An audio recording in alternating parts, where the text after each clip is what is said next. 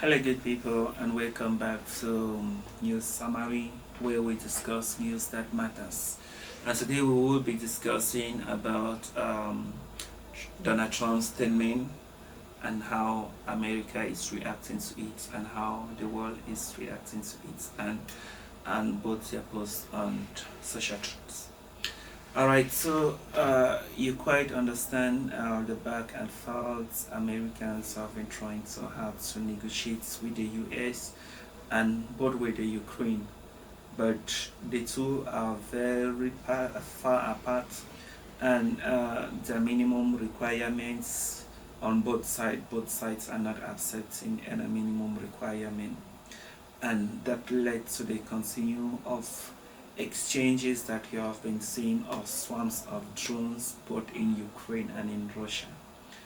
Alright, so with the latest attacks that over 200 drones hit Ukraine cities and more than 10 people died, you could actually see Trump's reaction, and you could see Trump was very angry, and he stated he is very angry with Putin, that he doesn't know what has gone with him, that he have known him for for years, that something have happened to him. He just wants to, he don't want to see people dying.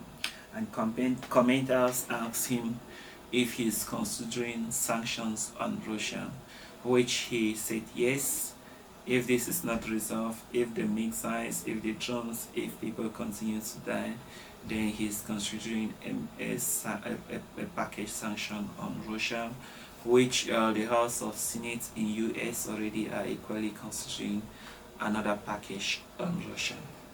Alright, so those are the facts, and you could equally see he wasn't just blaming President Putin alone, but he was equally blaming President Zelensky for not the way he talks on social media. Because remember, if two lions are fighting and you can quench the fire by adding petrol, you know, words are very provocative, and words can cause people to command military actions or things to be done. And we all know that we all get here because of words. Alright, so if you look at how the Russians respond to Trump's statement calling Putin crazy, you see, they were very calm. They didn't take offense on that. They understand it's normal for everyone to react based on emotions, especially someone that have dedicated, put a lot of effort, put his team on the front line to see that this war come to an end, and we pray it do. We actually pray it do. And here is the facts. For democracy to take place, everyone, they need to put pressure in everyone. They need to put pressure on Russia, they need to put pressure on Ukraine. They need to put pressure on NATO as well, because we all know that, as the Russians say, they are the victims here, and NATO is the aggressor here, because Russia did not invite NATO to its borders. It's the NATO pushing themselves to Ukraine, to Russia borders, thereby making the Russians the victim in terms of that aspect. When the Russians talk about the Minsk agreement, agreeing that the NATO will not move an inch to Russia. Alright, so that is where I take my take.